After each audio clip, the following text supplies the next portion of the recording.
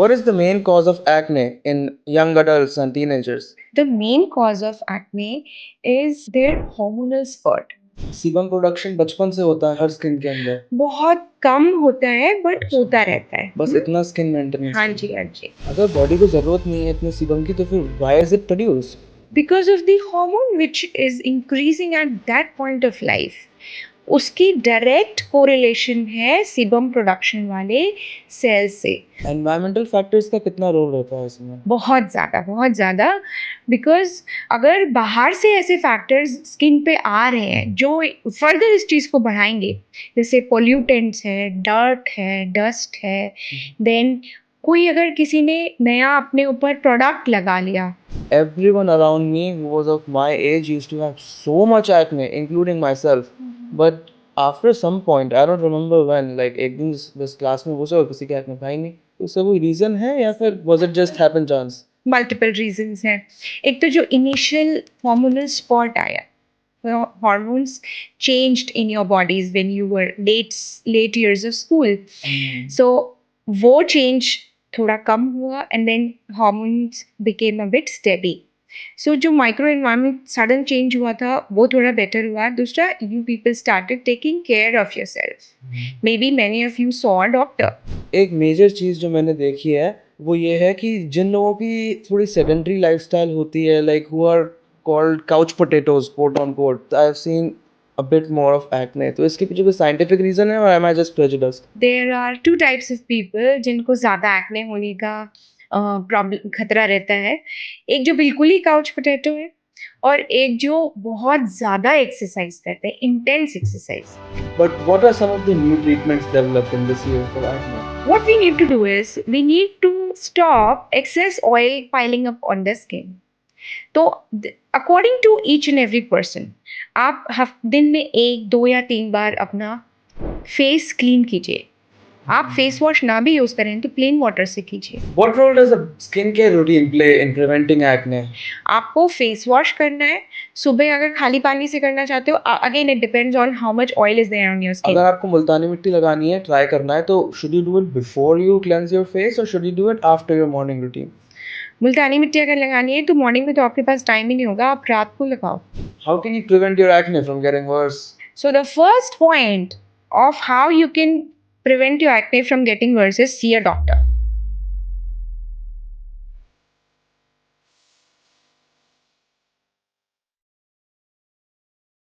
Hello and welcome everyone to this week's Twacha by Saraswat's podcast. This week we will bring you everything you need to know about acne, how it occurs in people, how it can be treated, what are its symptoms, how to know if you just have normal acne or if you have the pro version of acne. So without any further ado, let's get right into it with Dr. Preeti. Hi. My first question, ma'am, is what is the main cause of acne in young adults and teenagers? So, if you're speaking of young adults and teenagers, the main cause of acne is their hormonal spurt. So, as we know, when somebody enters the adolescent phase, the pubertal phase, there is a lot of hormonal change going on. Most important of them is the androgenetic change, the androgens which get increased inside the body, especially in the males. Acne, it starts from the oil glands. Every hair follicle, be it as small as something which you are not able to see on the face, हर hair की अपनी एक oil की ग्रंथि होती है, उससे हमेशा सिबेशियस सिबम निकलता रहता है, which is very good for skin. Sebum is an essential component for barrier function of our skin, for our skin to glow and to look healthy. थोड़ा सा ऑयल सिक्रीशन ऊपर आ जाए जिससे हमेशा हमारी स्किन चैप्ड नहीं हो, ख़राब नहीं हो, हवा से ड्राई हो के फट नहीं जाए. जब यंग एडल्ट्स अपने हार्मोनल स्पॉट में आ जाते हैं तो the hormones which are increasing in their body, they cause major changes in this normal ecosystem. अच्छा, One important change. Sebum production बचपन से होता है हर स्किन के अंदर, बहुत कम होता है बट होता रहता है, बस इतना स्किन मेंटेनेंस। हाँ जी, हाँ जी. फिर टीनेज ईयर्स में क्या होता है? टीनेज ईयर्स में जो हार्मोनल स्पॉट आता है उससे हमारे सीबम प्रोडक्शन में 2 चेंजेस आते हैं. एक तो there is an increase in the amount of sebum, अच्छा, बहुत कोपियस अमाउंट बनना स्टार्ट हो जाता है। दूसरा जो कॉम्पोजिशन ऑफ सिबम है वो चेंज हो जाता है अगर बॉडी को ज़रूरत नहीं है इतने सीबम की तो फिर why is it produce? Because of the hormone which is increasing at that point of life. उसकी डायरेक्ट कोरिलेशन है सिबम प्रोडक्शन वाले सेल से। एक तरीके से वो उसको पुश मारता है कि एक्स्ट्रा सिबम बनाओ।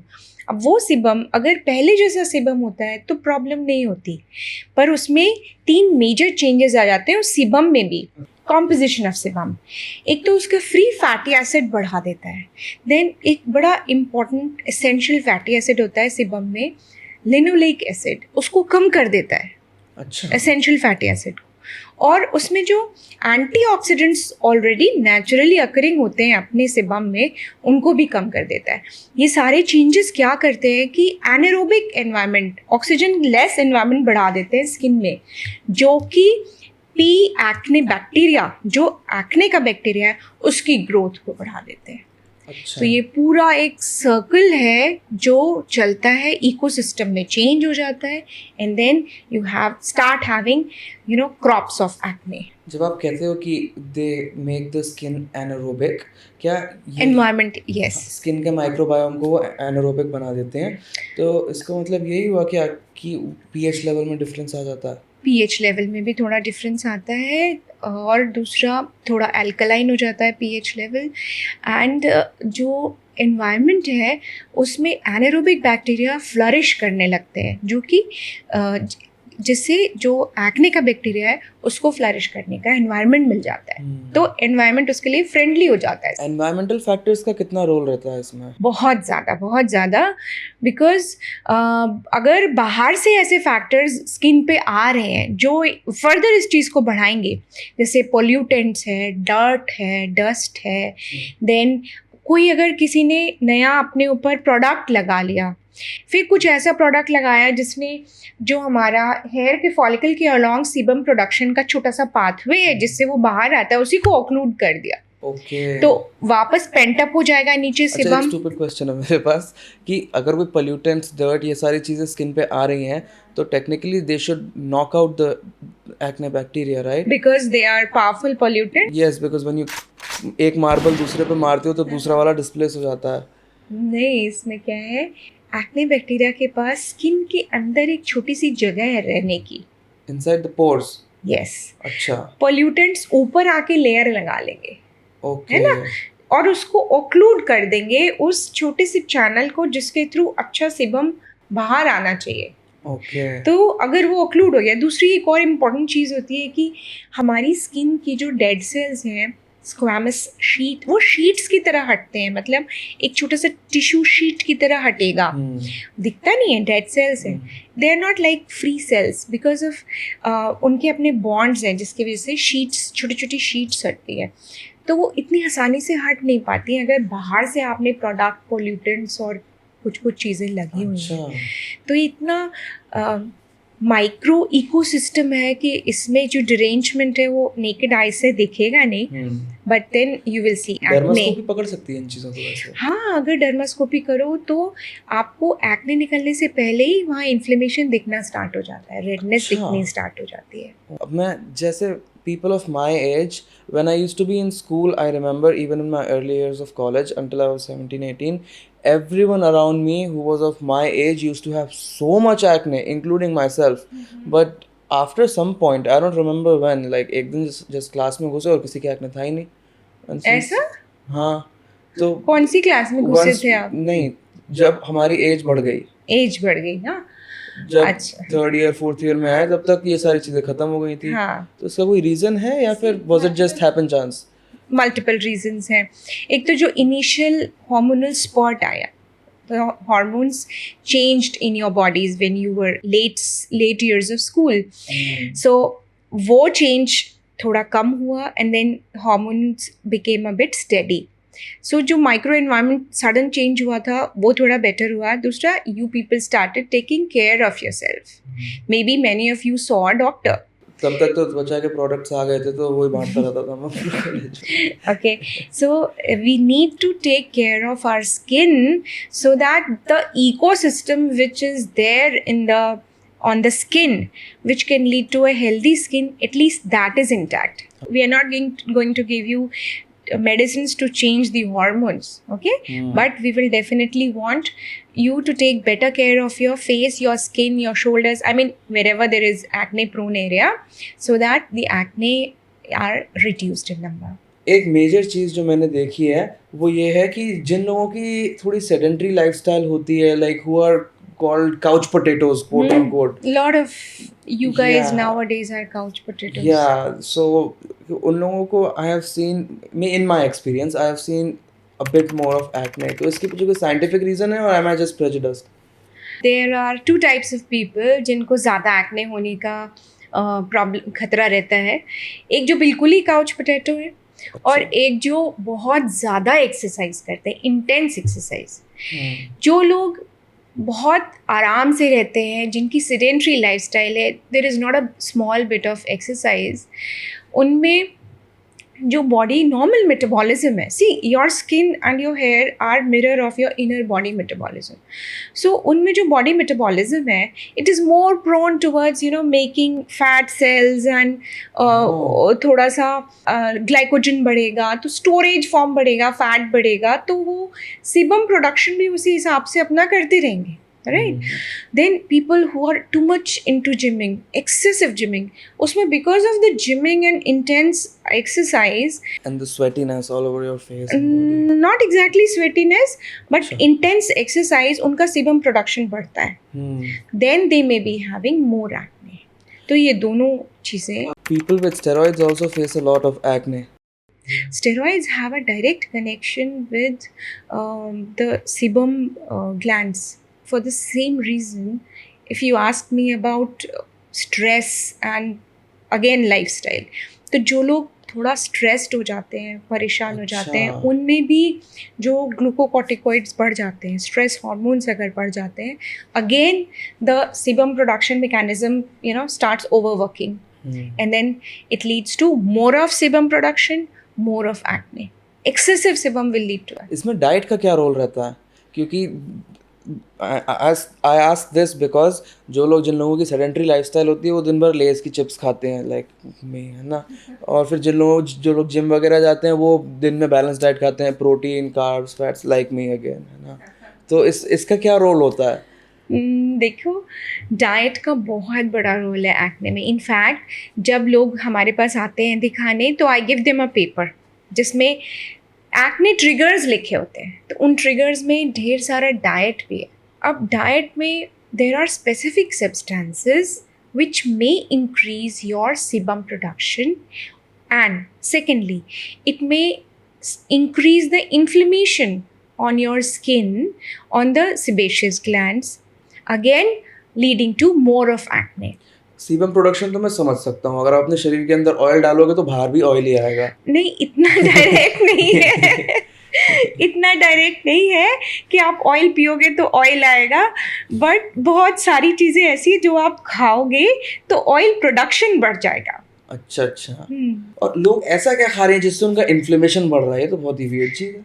नहीं, see there is a direct correlation between आपके गट में इन्फ्लेमेशन एंड आपकी स्किन में इन्फ्लेमेशन. ओके, तो अगर कोई ऐसा सब्सटेंसेस है, देखो allergy is related to this only. तो उसमें बॉडी में allergic histamines, I mean due to allergy, histamines are related. Histamines are chemical कहना चाहिए सब्सटेंसेस, जूसेस, केमिकल जूसेस जो निकलते हैं जब आपका एलर्जी लेवल बढ़ जाता है. अच्छा. तो वो सब चीज़ें वापस स्किन को परेशान करती हैं. ढेर सारा वहाँ पे अलग टाइप के सेल्स आ जाएंगे, वहाँ का ब्लड सप्लाई बढ़ जाएगा, अगेन इतना सारा वहाँ पे टेंस एनवायरनमेंट क्रिएट हो जाएगा. जहाँ भी टेंस एनवायरनमेंट क्रिएट होगा तो मान लो on the skin itself, yes, like elasticity कम हो जाएगी. नहीं, इलास्टिसिटी इज उसका स्ट्रक्चर, हार्डवेयर है इलास्टिसिटी. ओके, टेंस एनवायरनमेंट मतलब वहाँ पे सॉफ्टवेयर आपने टेंस कर दिया, वहाँ पे ब्लड सर्कुलेशन बढ़ गया, हिस्टामीन्स साइटोकाइंस, इस टाइप की सब्सटेंसेस बढ़ गए जो स्किन को फाइट के लिए रेडी करते हैं कि भाई हमको अच्छा। ना दिक्कत आने वाली है, चलो let us get ready for our with they are our अस्त्र ऑलरेडी एंड प्रिपेयरिंग शस्त्र, for an inflammation. Preparing for a war. हाँ। तो वो प्रिपरेशन में फिर हमारा सेबेशियस ग्लैंड भी एक्टिवेट हो जाता है, क्योंकि बड़ा ही नाजुक सा इकोसिस्टम है। अगर आप उसमें ज़्यादा छेड़खान करते हो, अलग अलग खाना, different foods for different people lead to acne. No, it's not कि हार्ड एंड फास्ट ऐसा नहीं है कि यही चीज़ सबको एक्ने करेगी। अच्छा। कुछ को करेगी, कुछ को नहीं करेगी। Again why? बिकॉज सबकी सेबेशियस ग्लैंड उतनी सेंसिटिव नहीं होती, सबकी नहीं होती, नहीं तो सभी को एक्ने हो रहे होते हैं ना। तो इज देयर अ थ्रेशोल्ड कि लाइक अगर आपकी सेबेशियस ग्लैंड लेवल 1 की है तो आप ये सब खा सकते हो? नहीं, थ्रेशोल्ड नहीं है, अच्छा। ऑल और नन फिनोमिना है। कुछ Oh, लोगों I को देखो सब understand. कुछ खाते हैं, सब लगाते हैं, उनको कभी कुछ नहीं होता अच्छा। ना, And क्योंकि there are some people जो कुछ भी खाएं उनकी हाँ, छोटी छोटी चीज़ों से उनको एक्ने पॉप अप कर जाता है। I read in my research कि like 20 to 25% of the population does not face acne.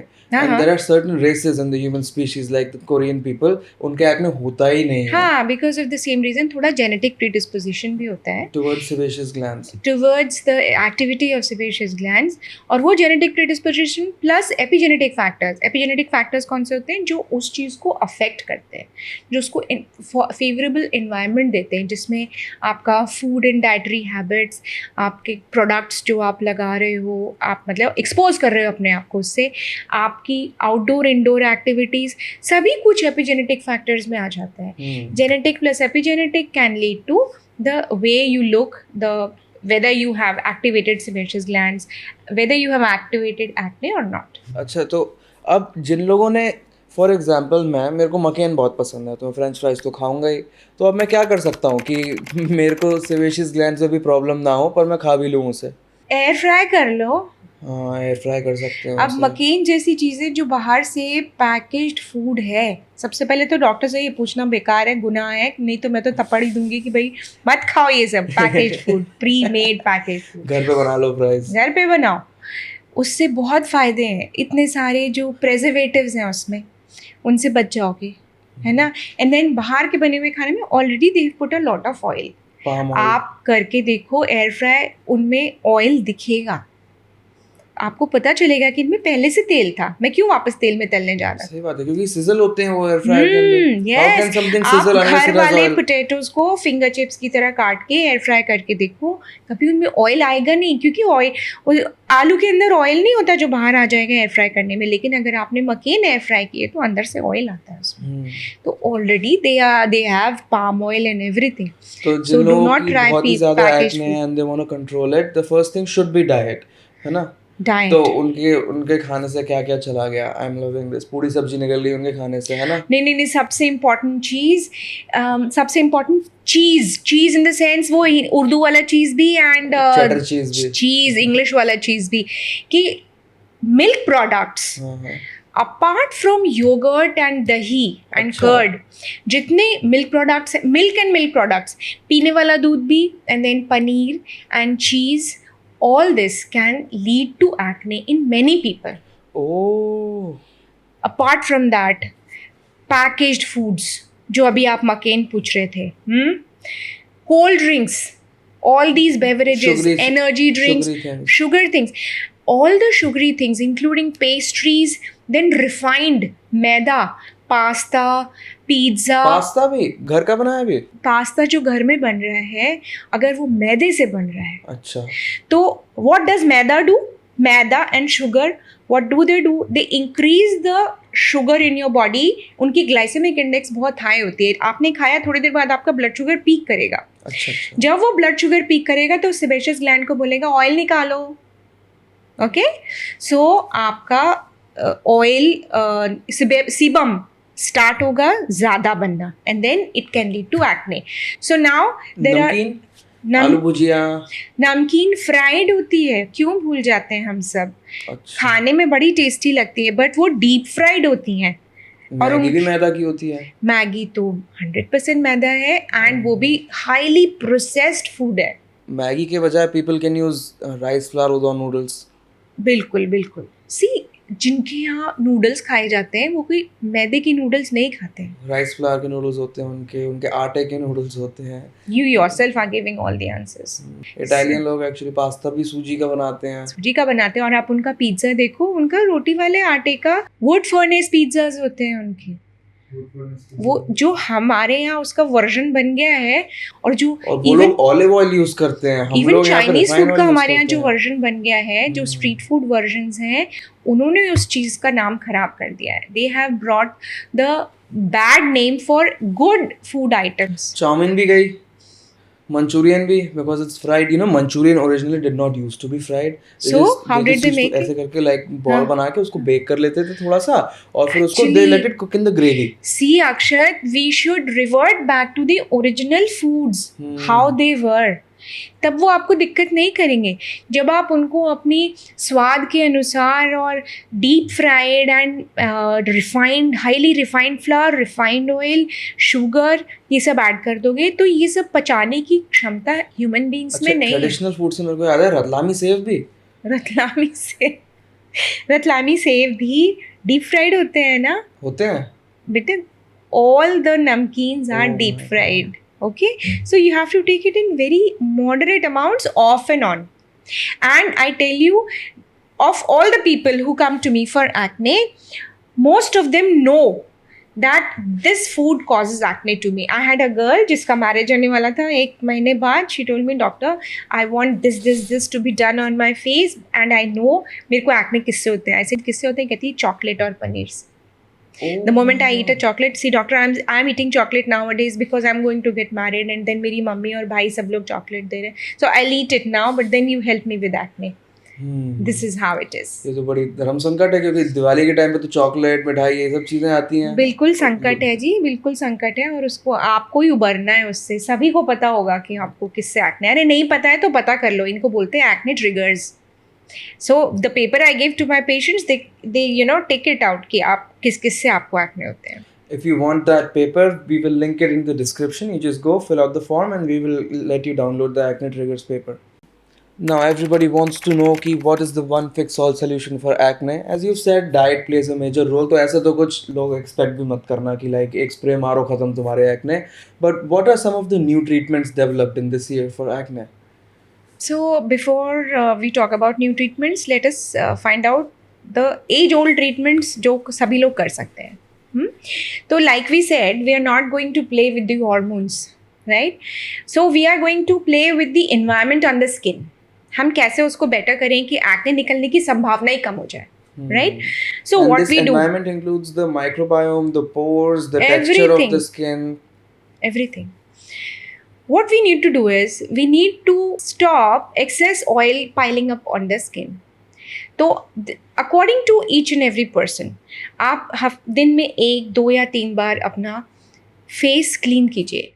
आप फेस वॉश ना भी यूज़ करें तो प्लेन वाटर से कीजिए. और कितनी देर करना होता है, क्योंकि एक बार मार लो तो उससे तो होता नहीं है. नहीं, 2-3 बार करो. अच्छा, उसमें हो जाता है. हाँ, उसके बाद डैब कर लो. अच्छा, dab it with Okay. Soft soft towel या. और सेकेंडली आप एस्ट्रिंजेंट स्प्रेज आते हैं, oil control astringent oil control. तो वो या तो आप स्प्रे कर लो, या आपको लगता है आइज में ना चला जाए तो आप छोटे से कॉटन बॉल में उसको स्प्रे करके डैब कर लो फेस पे.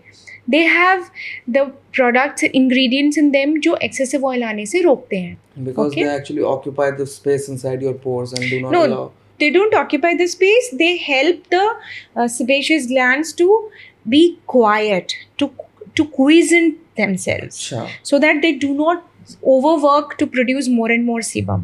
this is why they have a bunch of anti-inflammatory ingredients in them Exactly, to to soothe the to skin. soothe the sebaceous gland, Yes. because that is overactive in oily skin people. Yes, yes. अच्छा. तो अगर सुबह आपने ये काम किया face wash करने के बाद एस्ट्रिंजेंट, तो अगर आपकी स्किन को दोबारा दोपहर में चाहिए, आपको लग रहा है वापस ऑयल हो रहा है, तो आप कर लो.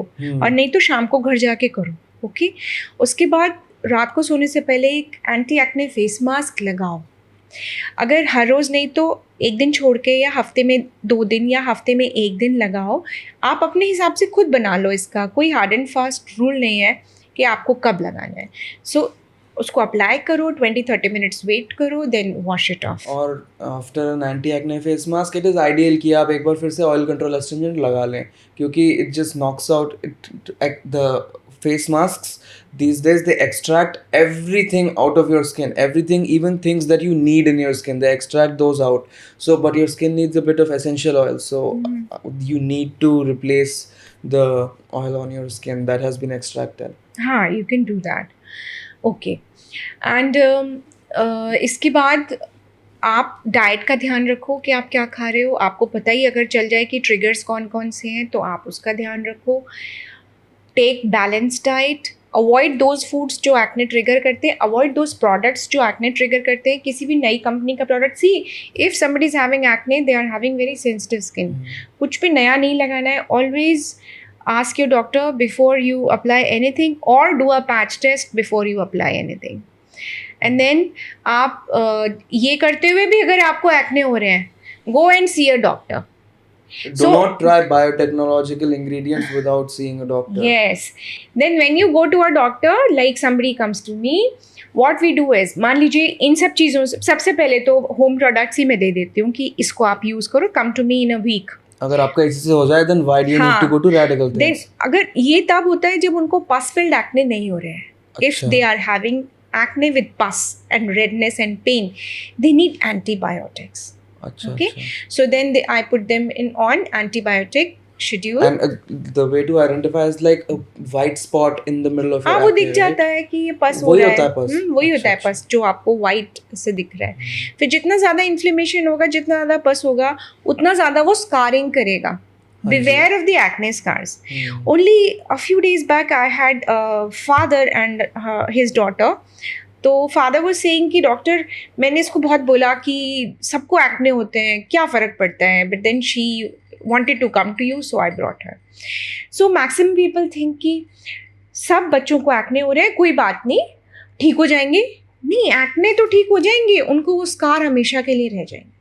See, now today I want to tell everyone who is listening to this, who is watching this, अपने बच्चों को एक्ने स्कार मत दो. Acne is completely, acne scars are preventable.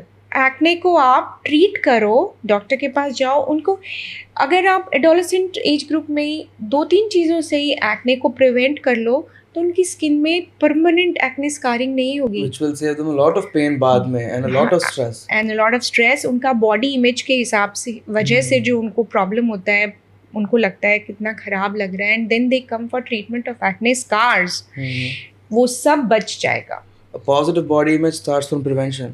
Yes, a positive body image starts from prevention, good treatment, seeing a good doctor, somebody who has empathy with you, who knows what is to be done and how it is to be done with minimum things. ऐसा नहीं है कि patient सबसे पहले आए acne के साथ तो हम उसको आइसोट्रेटिनोइन पे रखते हैं. नहीं, वो एक ऐसी दवाई है जो ब्रह्मास्त्र है एक्ने का ना. That I will give once everything, nothing is working. That's the one like topical होती है जो बस नहीं नहीं नहीं नहीं नहीं नहीं, वो नहीं है. वो अच्छा, वो खाने की दवाई है. विटामिन ए डेरिवेटिव Isn't है. isotretinoin steroid? नहीं, विटामिन ए डेरिवेटिव है. विटामिन ए का डेरिवेटिव है. और वो अच्छा. इतना स्ट्रॉन्ग है कि जब आप उसको लेते हो तो आपकी चैप्ड लिप्स हो जाएंगे, यहाँ ड्राइनेस हो जाएगी, और उसके मल्टीपल साइड इफ़ेक्ट्स हैं. आपको ब्लड टेस्ट भी कराना है उसके पहले, लिवर फंक्शन टेस्ट करा के देखने हैं, 3 मंथ्स बाद फिर से कराने हैं. So with proper doctor medical guidance you need to do acne medication. तो अगर मैंने किसी को एंटीबायोटिक पे रखा, I will definitely call after 15 days for a revisit.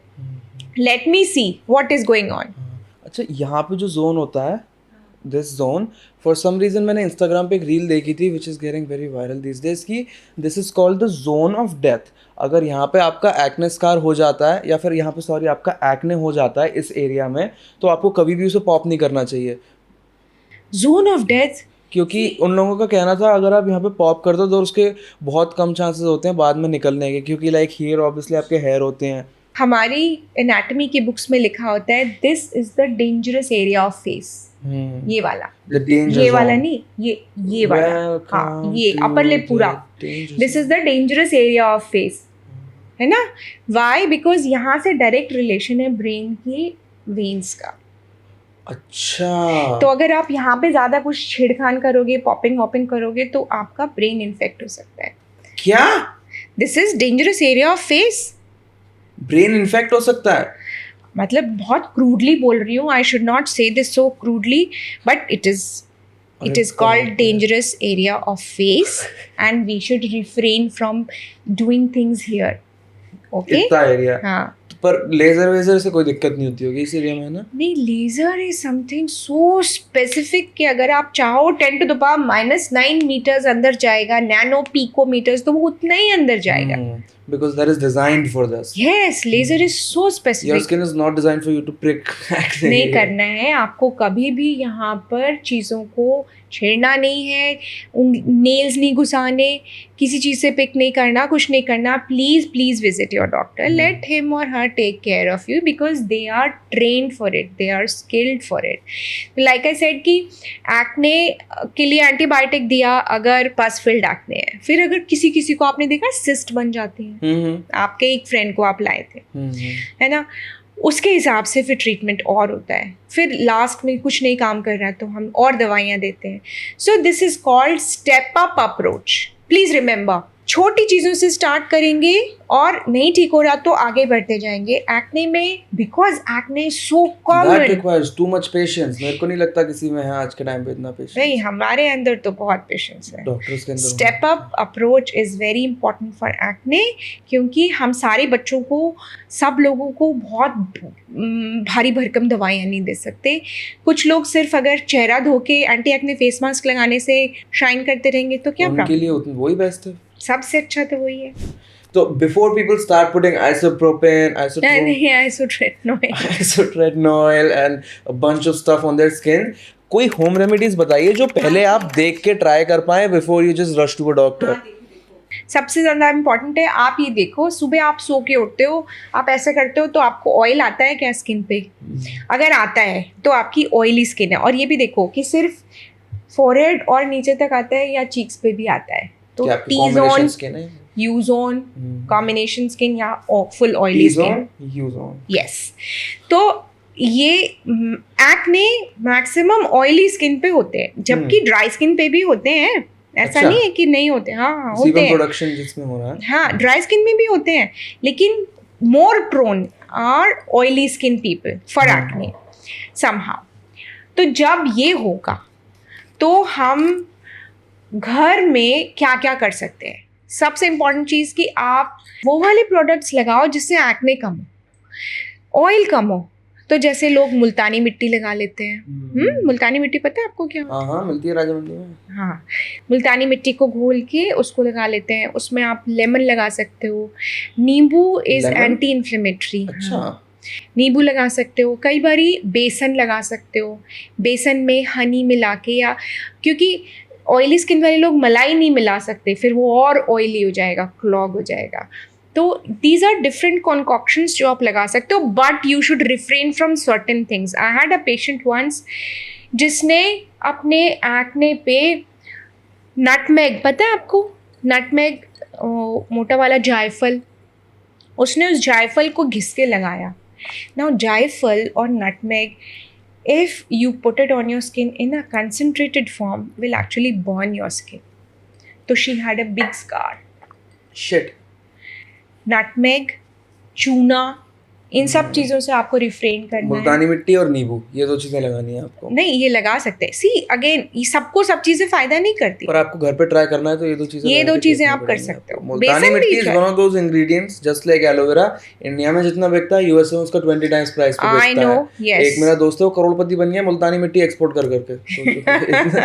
इतना इन डिमांड प्रोडक्ट है ये वहाँ पे. What role does a skincare routine play in preventing acne? हमने बात करी है कि आपको दिन में 2-3 बार ये करना चाहिए, but how can someone integrate this in their skincare routine, and what should your skincare routine be अगर आपको acne हो रहे हैं? For let's start with oily skin, then we will go to dry skin. देखो, अगर oily skin में acne हो रहे हैं तो जैसे मैंने आपको अभी बताया था वही है स्किन केयर रूटीन. आपको फेस वॉश करना है सुबह, अगर खाली पानी से करना चाहते हो. Again it depends on how much oil is there on your skin. अगर आपको मुल्तानी मिट्टी लगानी है, ट्राई करना है, तो should you do it before you cleanse your face or should you do it after your morning routine? मुल्तानी मिट्टी अगर लगानी है तो मॉर्निंग में तो आपके पास टाइम ही नहीं होगा, आप रात को लगाओ. लगा के छोड़नी होती है क्या वो? लगा के छोड़नी होती है 5, 10, 15, 20 मिनट, अच्छा अच्छा। डिपेंडिंग अपॉन आपको स्किन पे कैसा लग रहा है। और अगर आपका नॉर्मल स्किन केयर रूटीन है तो क्या होना चाहिए आपको? सुबह आपने फेस वॉश किया, उसके बाद आपने एस्ट्रिंजेंट लगाया, देन आपने अगर एक्ने एक्टिव हैं तो डॉक्टर आपको एक क्रीम प्रिस्क्राइब करेंगे। यूजुअली वो adapalene gel along with benzoyl peroxide हो सकता है, या प्लेन बेंजोइल पेरोक्साइड हो सकता है, या प्लेन क्लिंडामाइसिन हो सकता है, या 2-3 कॉम्बिनेशंस हैं। This is very commonly after available cleansing लगाने होते हैं एवरीवेयर आफ्टर एस्ट्रिंजेंट। आफ्टर हाँ, एस्ट्रिंजेंट। फिर आपने वो दवाई लगा ली एंड देन थोड़ी देर बाद आप सनस्क्रीन लगा के अपने काम पे चल दिए, राइट। दोपहर में क्योंकि सनस्क्रीन आफ्टर लगाइए, एस्ट्रिंजेंट बिफोर मॉइस्चराइजर।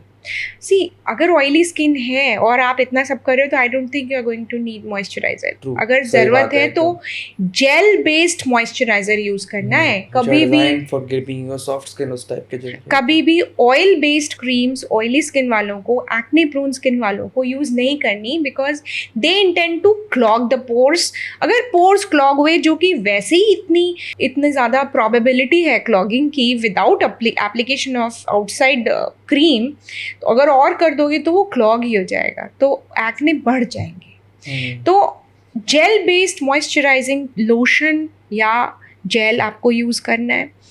देन आप सनस्क्रीन लगा के जाओ। सनस्क्रीन अगर लगाइए, ऑब्वियसली 2 to 3 आवर्स में आपको वो हटानी ही हटानी है। Don't let the sunscreen sit on your face from morning till evening. क्यों? क्योंकि वो फिर एक बार सन के पास अगर आप निकले, या आप सनस्क्रीन नॉर्मल विजिबल लाइट में भी, इट डीनेचर्स, हाँ, डीनेचर हो जाएगी, उसमें खुद ही फ्री रेडिकल्स बनने स्टार्ट हो जाएंगे and then it will damage your skin. तो आपको फिर पानी से धो लेनी चाहिए। पानी से धो लेना है आपको, पर फिर उसके बाद आपको अपना ऑयल एस्ट्रिंजेंट फिर से लगाना पड़ेगा। नहीं अगर पानी से धोओगे तो वैसे ही स्किन क्लीन हो जाएगी। And this is for all sunscreens, right? All sunscreens, chemical based, natural based, all of them. हाँ, unless it is a physical, जैसे जिंक ऑक्साइड, This जो is कि not बहुत something which is advertised about sunscreen. Yes, but I want to tell people again and again, I want to tell all of you who are hearing or Even viewing. serum sunscreen, right? Which? Serum sunscreen. All the sunscreens, अच्छा। if they have chemical nature, जैसे खाली zinc oxide है, लैक्टोकेलामीन है, तो बात अलग है।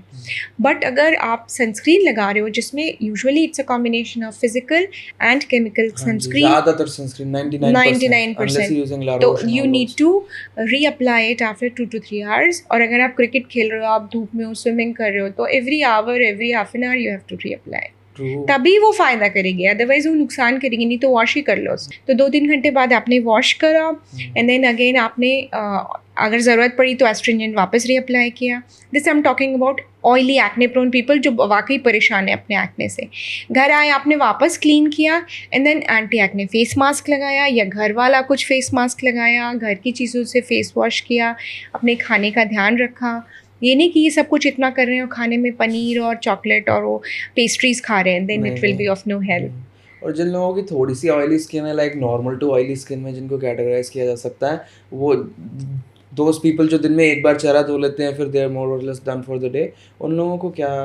उनका बस जितनी बार ज़रूरत है उतनी बार ही चेहरा धोना है। और बस सैलिसिलिक एसिड इंक्लूड कर लो अपने ट्रीटमेंट उसमें, नहीं, प्लीज सैलिसिलिक एसिड अलग से लगा के मंगा के लगाने की जरूरत अलग नहीं से है। नहीं, use a product like an oil astringent जिसमें हो आपका। हाँ, तो वो again I am not speaking of salicylic acid अलग से, बट ऑयल एस्ट्रिंजेंट या एंटी एक्ने फेस मास्क में इट इज इम्प्लाइड कि वो होगा, जिसमें हजारों एंटी इन्फ्लेमेटरी इंग्रेडिएंट साथ में डाले हों। हजारों नहीं, थोड़े से। हाँ, ओ ये अतिशयोक्ति अलंकार। अब थोड़ा ड्राई स्किन पे चलते हैं, है ना? अतिशयोक्ति अलंकार कहते हुए कि एकदम जिन लोगों की चैप्ड स्किन होती है एकदम, अच्छा, उनमें यूजुअली एक्ने होते नहीं है। अच्छा, क्योंकि चैप्ड स्किन तभी होगी जब ऑयल सिक्रीशन ही बहुत कम है। ऑयल सिक्रीशन बहुत कम है तो एक्ने ही नहीं होंगे। वहाँ पे फेवरेबल मिलियो ही नहीं है पी एक्ने बैक्टीरिया के अराइव करने का, थ्राइव करने का। तो अगर फिर भी ड्राई स्किन में हो रहे हैं तो इसका मतलब उनकी ड्राई प्लस ऑयली स्किन है, मतलब हाइड्रेशन कम है लेकिन ऑयल है।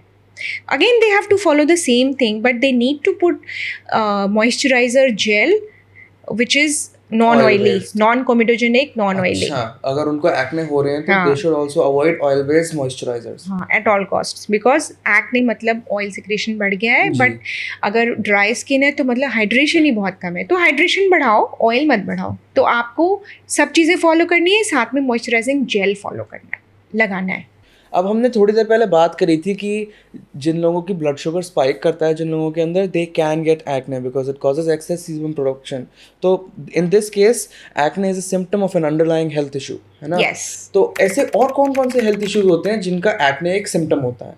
Such a brilliant question, I know, must this say. Is in Google कि लाइक आपने डाला कि मेरे को एक्ने हो रहे हैं, वो आपको बता देगा कि आप तो गए एकदम, आपको नहीं, तो नहीं, एकदम नहीं। टर्मिनल स्टेज देखो। डायबिटीज हो रही है. अगर there are many things, many problems जिनमें acne is one of the symptoms. Okay, if I talk about females, then ji. there is a special condition called polycystic ovarian syndrome or disease. Commonly known as PCOS. Exactly. So if somebody is suffering from PCOS, then acne can be a minor form of one part of spectrum. अच्छा. Why I'm saying spectrum? Because PCOS is a problem which has very small problems on one end, and it can lead to full blown systemic disorders on the other hand. Okay. So people fall somewhere in between. हाँ जी. If you are fortunate enough, you may be having just little acne or some little facial growth, things like that. Other hormonal changes, cardiovascular changes, diabetes, so many things can be on the other part, which I don't want to talk about. It's very irrelevant to this podcast. Yes. So in PCOS or PCOD, acne can be one of the symptoms. और कौन से होते हैं? बाकी अगर blood में मतलब आप डायबिटीज़ की तरफ कोई बढ़ रहा है तो भी उनको एक्ने होंगे. मिडिल एजेड एक्ने भी होते हैं. सबसे इम्पॉर्टेंट तो हार्मोनल ट्रिगर ही है कि जिनकी भी केस में अगर हार्मोनल इम्बैलेंस है, जैसे पीसीओडी में तो है ही, मेल्स में भी अगर जैसे ब्लड शुगर हुआ, है ना? नहीं, I am talking about the male hormone. Blood sugar तो है, I just come to it. पहले आपका ब्लड शुगर ही कर ले. ब्लड शुगर अगर बहुत जल्दी स्पाइक हो रहा है, जिस भी चीज की वजह से हार्मोनल चेंजेस होंगे, it will lead to acne. Actually by hormone I meant male and female androgens and estrogens. Okay, so अगर एंड्रोजेंस बढ़ते हैं तो वो फिर सेबेशियस जो पूरा ग्लैंड है उसको पुश करते हैं, make more sebum, and we are here. This is just the damage they're wrecking outside. So this happens to females who are coming to menopause also, because in their cases the female hormones are going down, and then automatically the male hormones come up. It's not that they are being increased, but because the estrogen and other female hormones are coming down, so this can lead to acne, and then middle-aged female acne is now also common. Okay, then in males acne इसी वजह से होते हैं. then अगर आपने as we had discussed before, आपने बहुत सारी शुगरी चीज़ें खाई हैं, आपका ब्लड शुगर एकदम से स्पाइक कर गया, इंसुलिन ने जल्दी से उसको सेल के अंदर नहीं भेजा, तो ये ब्लड शुगर फिर यहाँ बढ़ाएगा. तो अगर आप डायबिटीज़ प्रोन हो या आपका इंसुलिन रेजिस्टेंस है थोड़ा सा, तो it can lead to acne. So basically बहुत सारे मेटाबॉलिक प्रॉब्लम्स ऐसे हैं, आप मान के चलो कि वो एक्ने कर सकते हैं. इसीलिए अगर किसी को ज़्यादा एक्ने हो रहे हैं तो they should see a doctor. Now the allopathic approach towards medicine says that अगर आपको कोई प्रॉब्लम ट्रीट करनी है तो treat it by the symptoms, break it down into the symptoms and treat it. तो is acne one of the symptoms which is treated while treating these I wouldn't say diseases, these issues which cause hormonal imbalance, या फिर is acne something which you should just take care of on its own? नहीं, acne, yes, acne should be taken care of, but we should search for the problem, why it is occurring as such. So you are absolutely right. अगर acne है तो उसका ध्यान देना है, plus ये search करना है कि हो क्यों रहा है, and then we have to take care of that. How can you prevent your acne from getting worse? सबसे पहले तो अगर Instagram की मानूं तो मेरे को सैलिसिलिक एसिड स्प्रे कर लेना चाहिए सीधे मेरे फेस. नहीं, नहा लेना चाहिए उससे. नहा लेते हैं. But salicylic acid is something which is दुधारी तलवार. अगर आप मध्य मार्ग में चलोगे तो ही आपको वो हेल्प करेगा, वरना आपको स्किन को खराब कर देगा. तो आप अपने डॉक्टर को क्यों नहीं डिसाइड करने देते कि आपको क्या यूज़ करना है, कितना यूज़ करना है. So the first point of how you can prevent your acne from getting worse is see a doctor. Just get their opinion on it. Yes. उन्हें क्या लग रहा है, क्या बिल्कुल. ये रेमेडीज से हो चाहे जाएगा? आप स्कूल गोइंग बच्चे हो या आप कॉलेज गोइंग स्टूडेंट हो, Go consult a dermatologist. do consult a dermatologist or somebody who is not dermatologist. Obviously they are trained and skilled for it, but अगर वो available नहीं है तो you can see other doctors who are practicing medicine. हाँ जी. So do consult them so that you know what is there in store for you, how you can be helped. घर में भी आप क्या यूज़ कर सकते हो, एक आपके पास person रहेगा who can observe and who can help you out so that you are helped from having lifelong acne scars. वो नहीं चाहिए. Welcome to our newest segment, actually the same segment, Hypo versus Hyper. Ma'am is as an enthusiast for this and I'm as enthusiast for this as ever. Let's start this now. तो हमारा पहला ingredient from the cradle of civilization, from Africa, oatmeal. Oatmeal? Is it not from Africa? I don't know, but oatmeal is something which is very inert. कोई problem नहीं है. I would put it in hypoallergenic. Now this next one is something जो हो सकता है कई लोगों को शॉक कर दे, क्योंकि I think people might be using this routinely. Hair removal products. Okay, you mean de-epilatory creams? हाँ जी. उसमें एक बड़ा कैच है. कई बारी लोग उसको और अच्छा बनाने के लिए people use a large amount of sodium and calcium hydroxides. Oh. Even potassium hydroxides, which are harsh alkalis, harsh alkalis. So apart from the A2P allergies, जैसे कि कुछ ऐसे लगाया और आपको इस allergic reaction हुआ जो कि बाकी लोगों को नहीं हो रहा है, तो ये होता है A2P. लेकिन alkalis तो अगर वो ज़्यादा हैं तो वो सभी की skin burn कर देंगे. So you can have very problematic reactions with those de-epilatory creams जिनमें ज़्यादा है ये. Then कंसंट्रेशन देखना चाहिए पीछे इसका मतलब है ना. सोडियम थायोग्लाइकोनेट नहीं होना चाहिए. और जो हेयर डाइज होती हैं उसमें भी सिमिलर केमिकल्स होते हैं, मैंने सुना. नहीं, हेयर डाइज में एक दूसरा केमिकल है, PPD. It is paraphenylene diamine. जो हेयर डाइज डार्क कलर की होती है उनमें पीपीडी भी ज्यादा होता है. अच्छा. तो जो एलर्जी होती है, लोगों को प्रॉब्लम होती है हेयर डाई से, वो यूजुअली पीपीडी से होती है. तो हमको पीपीडी ना हो अपनी हेयर डाई में, वो वाली हेयर डाई सर्च करनी चाहिए. सो बोथ ऑफ दीज जो आपका सेगमेंट है कि ये हाइपो है कि हाइपर है, तो ये दोनों हाइपर एलर्जेनिक, दोनों वेरी वेरी हाइपर एलर्जेनिक. हमारा नेक्स्ट प्रोडक्ट है समथिंग जो कि आजकल बहुत चल रहा है. प्रोडक्ट या इंग्रेडिएंट? हाँ, ingredient. Good catch. Retinoids, retinyl, retinol, palmitate, जो भी कहना चाहो. Retinol in retinoids, all these are vitamin A derivatives. हाँ जी. ना, बहुत पुराने समय से सभी को पता है कि ये स्किन को रिजुविनेट करते हैं, एंटी एजिंग में हेल्प करते हैं. इनका जो मेन फंक्शन है वो स्किन की एक्टिविटी को, जो बेसल लेयर है जहाँ से नए नए सेल्स बन रहे हैं, उसकी एक्टिविटी को बढ़ाना है.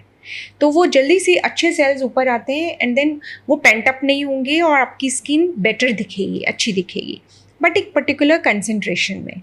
सो इनके साथ 2 पॉइंट्स हैं जो आपको सबको ध्यान देने चाहिए. सभी को सूट नहीं करते.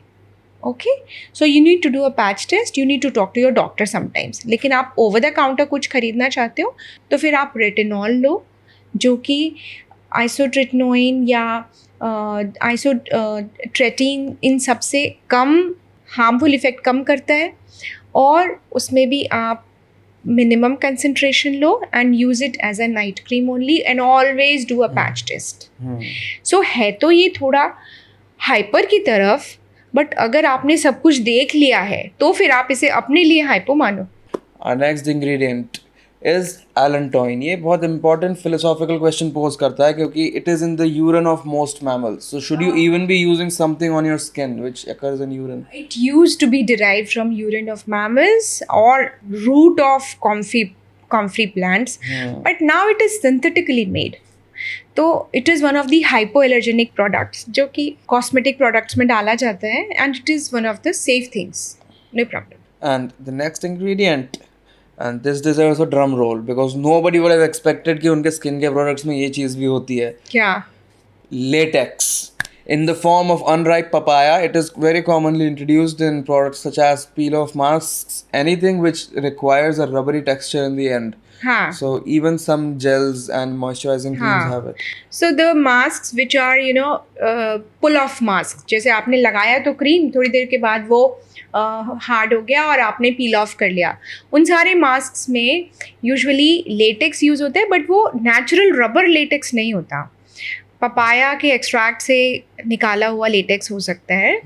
सो सी, natural occurring latex is put in hyperallergenic table. Why? Because there are many people who have latex allergy. हाँ जी. So one of our team members only has such an allergy that he uses a cellophane glove first and then he puts on the latex gloves for surgeries. So it is a common allergy, but अगर हम latex papaya से extract कर रहे हैं और एक minimum amount में उसको अपने कंपोनेंट में डाल रहे हैं, then it can be put in hypoallergenic provided you don't exceed the quantity. So that does it for this week's podcast. Thank you so much for joining us. And as always, we will be answering all of your comments. So please do write down any queries that you have. Or thank you so much for joining us today. You will find a coupon code in the description. And as always, do not forget to like, comment, and subscribe. Thank you.